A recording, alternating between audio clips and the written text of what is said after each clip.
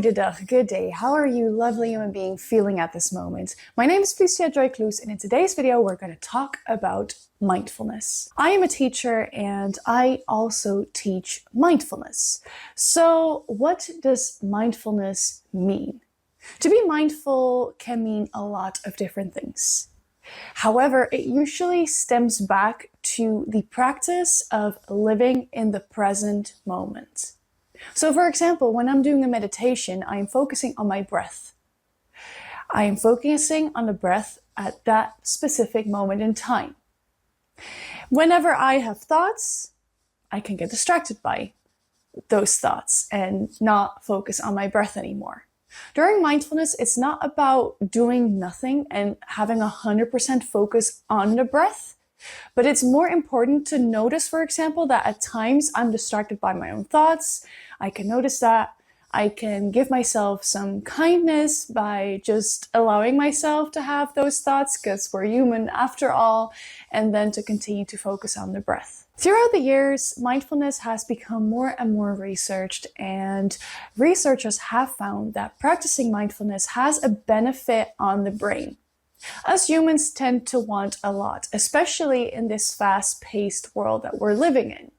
So learning to make mindfulness a daily practice, or a practice that comes back into your weekly life more frequently rather than not showing at all, can be beneficial. So to explain the importance of mindfulness, I will use this book that I was gifted by my coworker, and I'm going to talk about the different parts of your brain. In this book, there's an image of the brain with some pictures of animals. Us humans have evolved a lot throughout the years, and a lot of the brain activity can be understood when we look and observe other animals.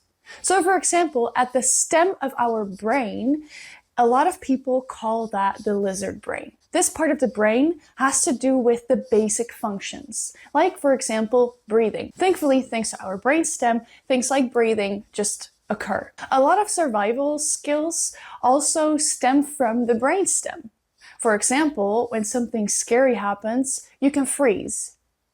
That is a response that is connected to the brainstem. Then the layer on top of the brain is the limbic system. And in the image, there is a mouse in there. I just had to stop the video real quick because I forgot the word zoogdier in English, which is mammal. But if you notice just a little tilt in my phone/camera, then you know why. So the mouse represents the fact that this part of the brain is correspondent with a lot of other mammals. We still have the urge to want to survive, obviously.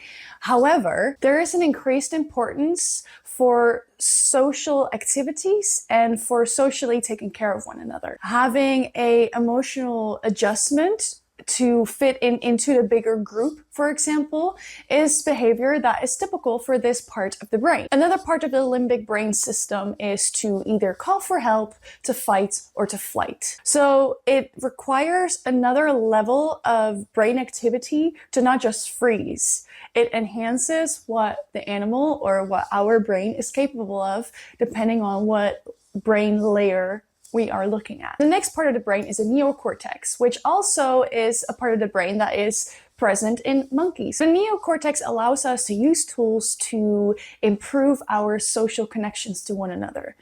And the enhancement of the social connections is in a more higher level, so to speak, than a mouse can. This part of the brain allows us to think of smart ideas, to manipulate, or to misguide someone. So the next part of the brain, which is the most enhanced part of the brain when you look at it through our evolution as humans and throughout the evolutions of the human brain, is the prefrontal lobe.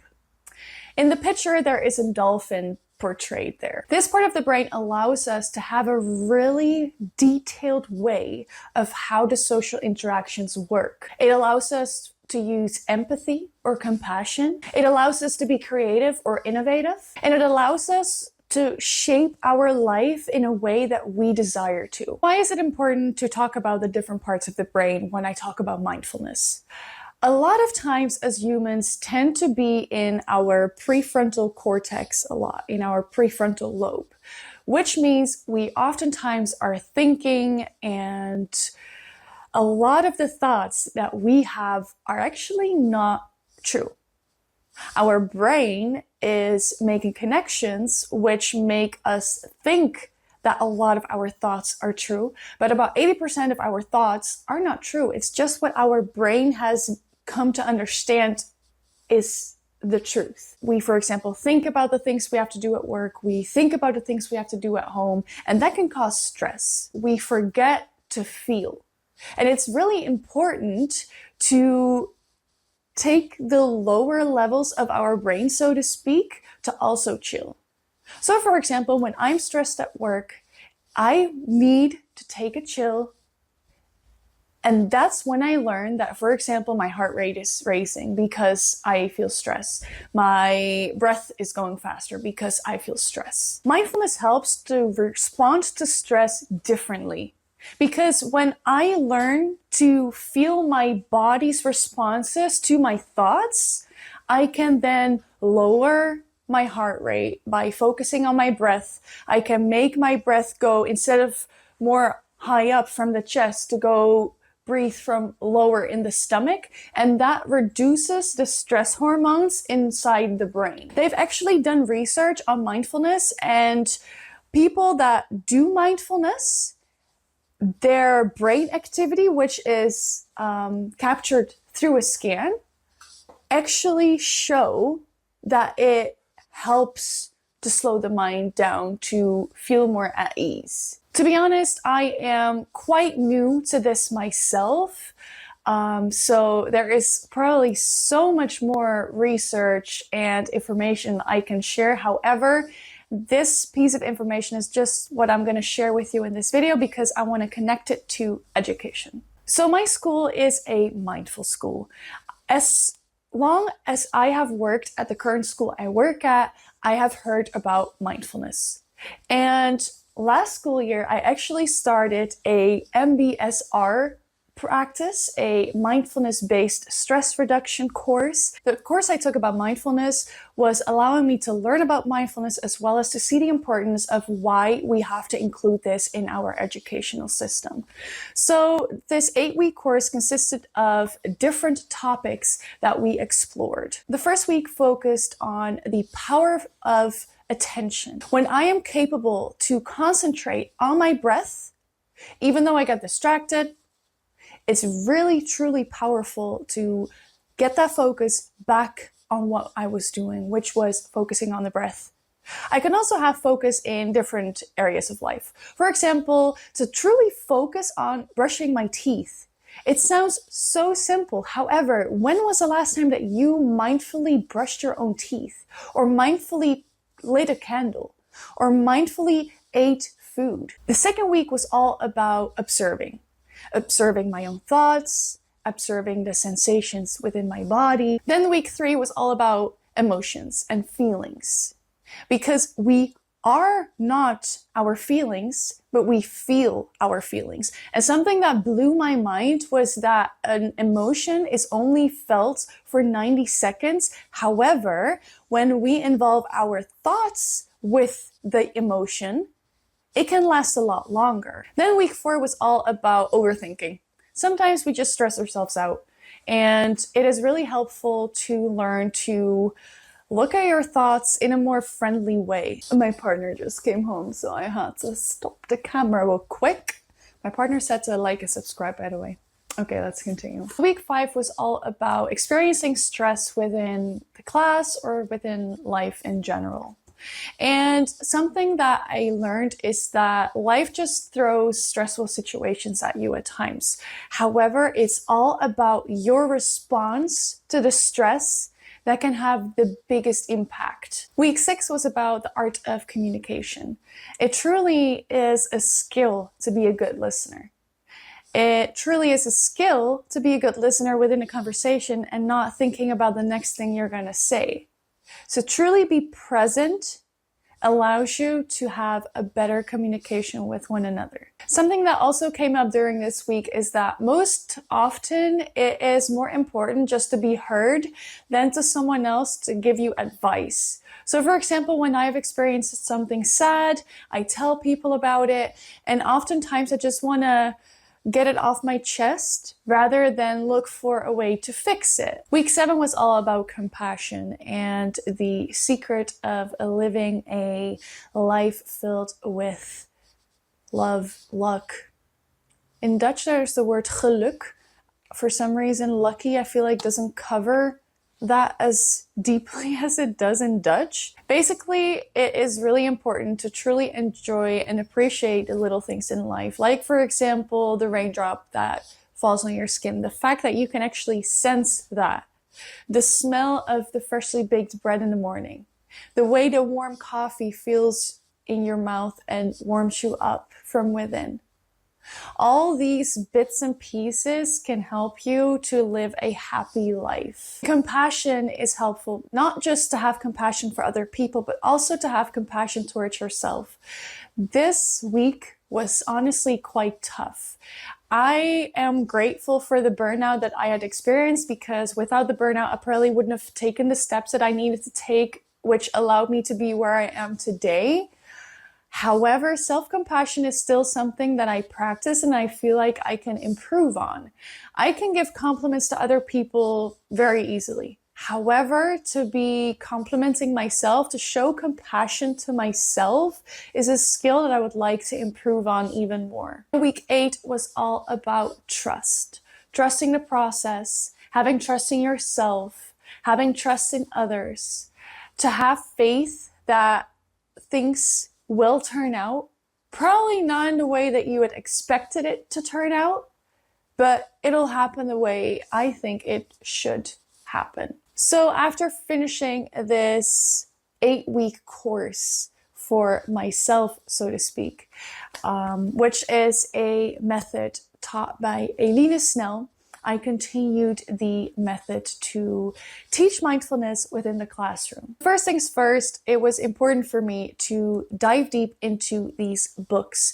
Eline Snell wrote these books. This book is focused on the younger children, which I teach, and this book is focused on more older children also going through puberty. For the younger children, to make mindfulness their own is definitely more a playful way, and with older children, you can go into more depth. These 2 books were used for mainly background information, and it does have some practices in here. However, the true practices that I did are in this book. And again, there are 2. I've been teaching the 8-week course last school year with this green book, which is the book for the younger kids, and I haven't yet taught the kids in this red book yet.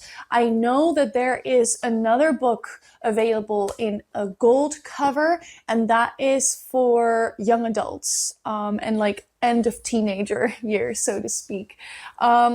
I'll be talking mainly about my experiences with this book for the rest of this video. Last school year, I went through this book for the very first time as a person who was practicing to become a child trainer.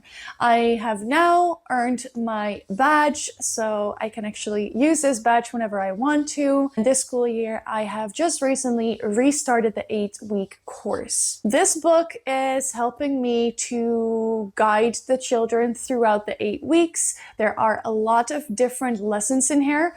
Every chapter, there are 8 chapters total, start off with a 30-minute first lesson, and with this book, the lessons are 30 to 45 minutes long. When I first started this course, I thought, wow, how am I gonna have the 4 to 6-year-old children focus on this for 30 minutes straight? And to be honest, it was a challenge. It also had a lot to do with the time of the day. Maybe something else was going on that day, but oftentimes it had most to do with myself. For me, I am learning to practice mindfulness on a more daily basis, and I'm not perfect. I mean, I shouldn't strive to be perfect either. However, I find it difficult to sit still. And for me to do an exercise that is 3 minutes, I can be proud of myself. Some people can do the 30 minutes exercises by themselves. I find that difficult at this moment in time. It doesn't mean that it's impossible for me to do, because I believe that I could do it. However, as a daily practice for me at this moment in time, I like to do 3 to 5 minutes mindfulness practices. So when I taught the children and when I was feeling a little bit stressed or when I wanted everything to go perfectly, that didn't work out many times. Because especially young children feel my stress and they get busier. The challenge that I experienced teaching this mindfulness course is, for me as a teacher, I can correct children. For example, when we're sitting in a circle and a child is touching someone else, I tell the child next to it, oh wow, how great you're keeping your hands to yourself. Great job. Then that other child who was touching someone will also most likely keep the hands to themselves. I give a compliment. If someone does it again, I go up to the child and I'll ask the child, or I say to the child, I want you to keep your hands to yourself. I want to help you with these rules. Next time it happens, I can give a timeout. Oh, you have a timeout at the bookcase. After 10 minutes, the child can come back. Happens again, maybe, another timeout. And come back after 10 seconds. Did I say minutes before? I meant seconds. Like, I counted 10, I counted 20. It kind of depends on the child. If the child has like done a little reset, because that's what it's about, then the child can come back. After 2 times, I give them a spot on the chair with the timer for 3 minutes, and they have cards of hurting each other, acting crazy, or screaming, for example. However, when I am the mindfulness teacher, I can't do that.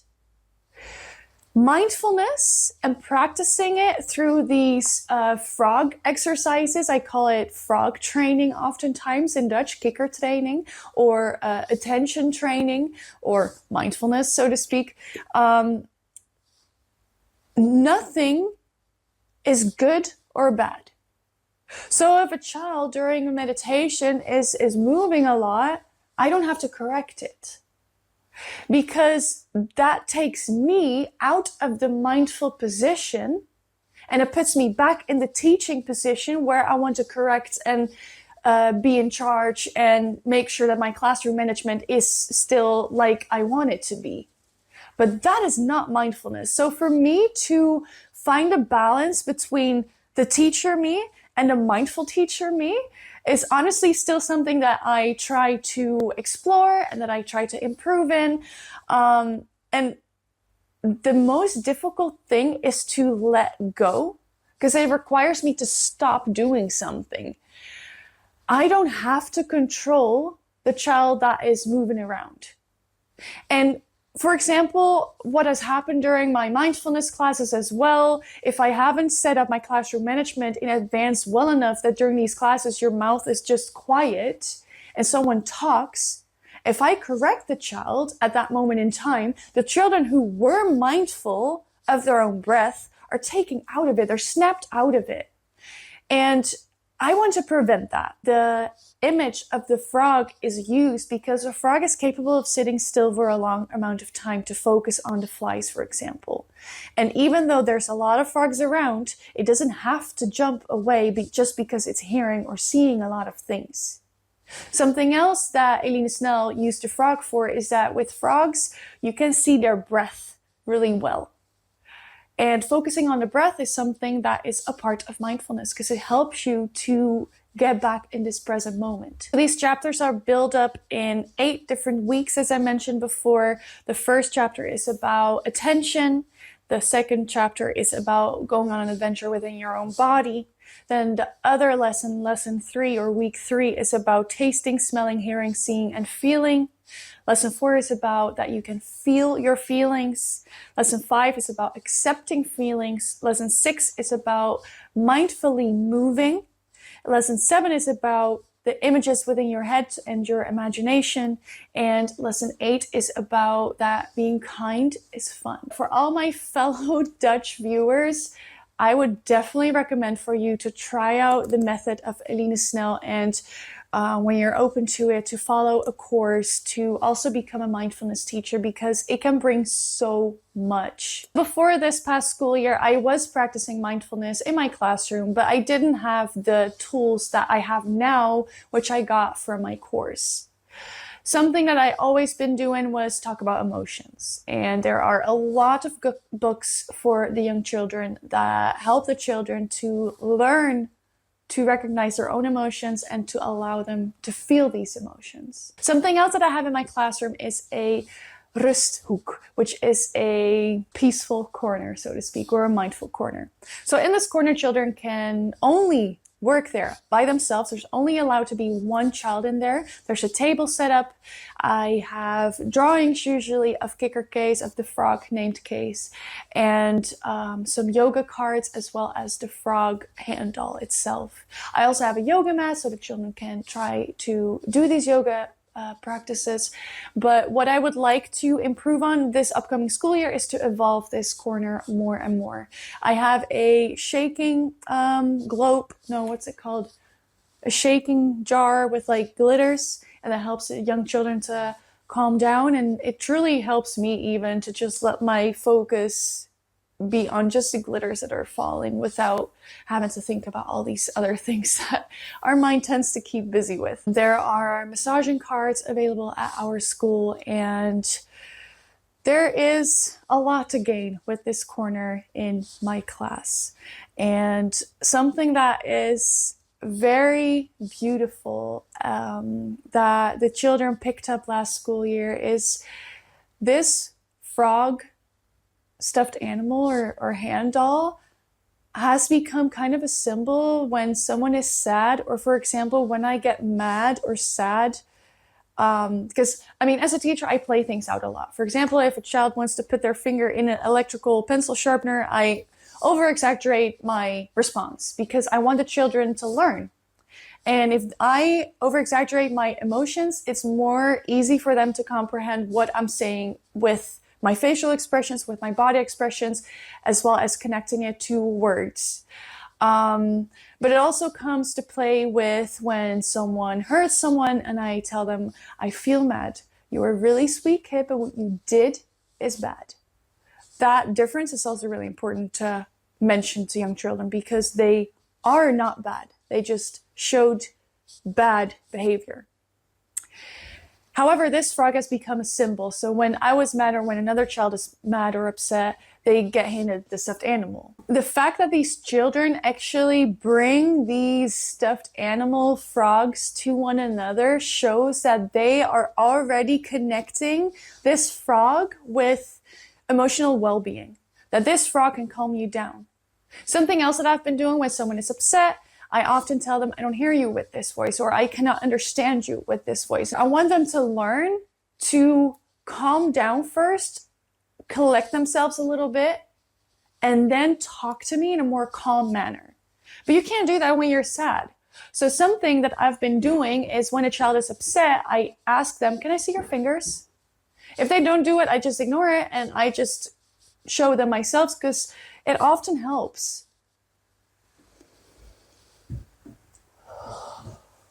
They breathe in as they go up. They breathe out as they go down.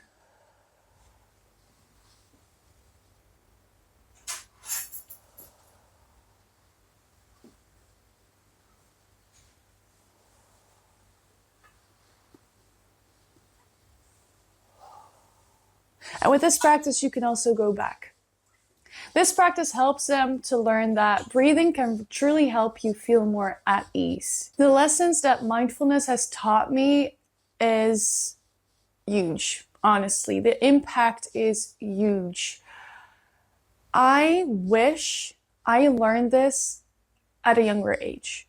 And I am so glad that the children I teach at the school I teach at actually learn about these tools at a young age.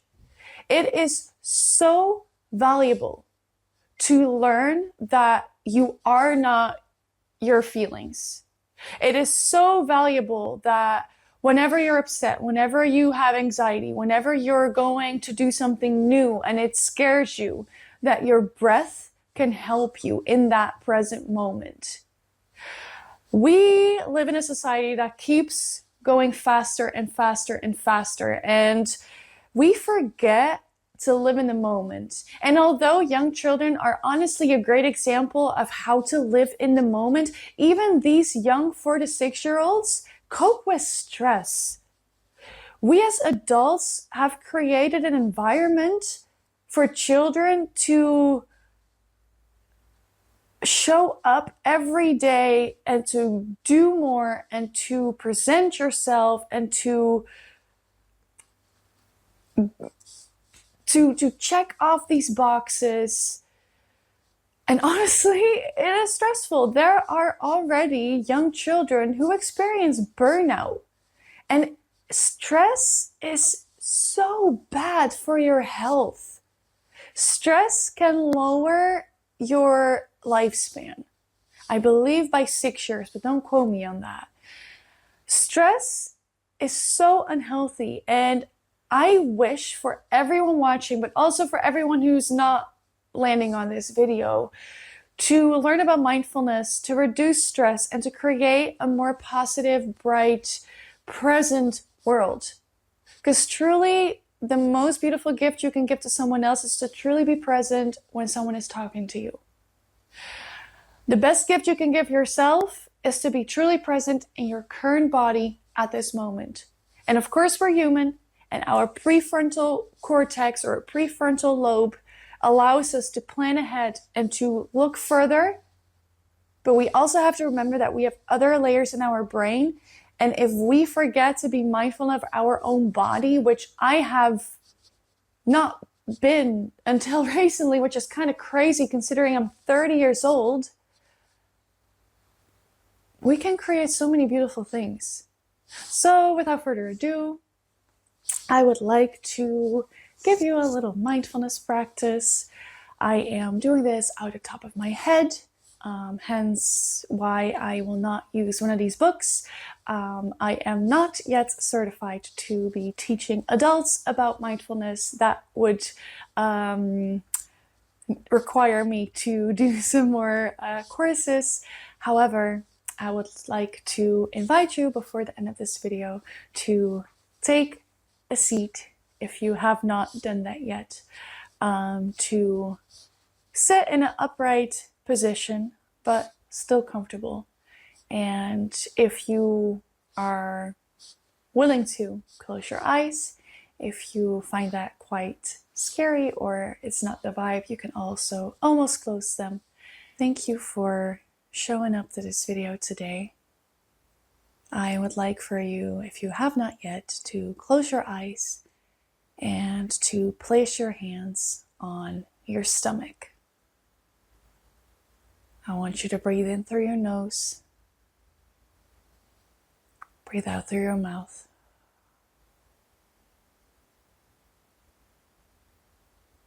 And I want you to focus on the movement of your breath.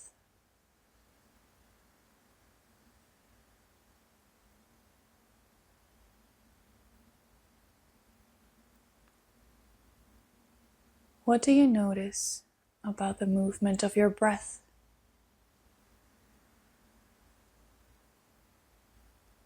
Do you feel it up in your chest or low in your stomach?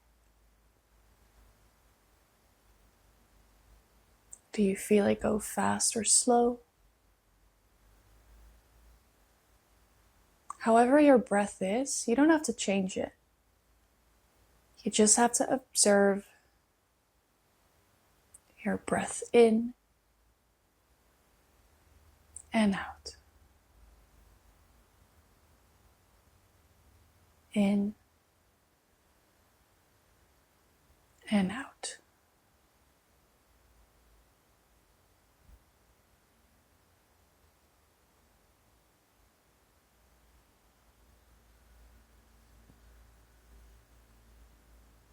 If your mind is wandering off to a different topic, that is okay. Just observe, give yourself kindness, and see if you can focus back on your breath. Can you feel it go in through your nose? Or do you feel it in another part of your body?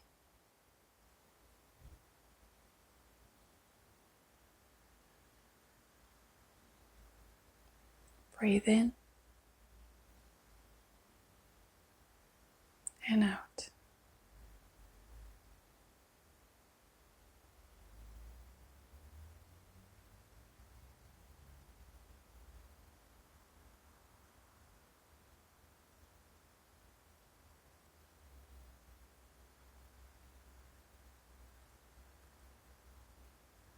And whenever you're ready, you can open your eyes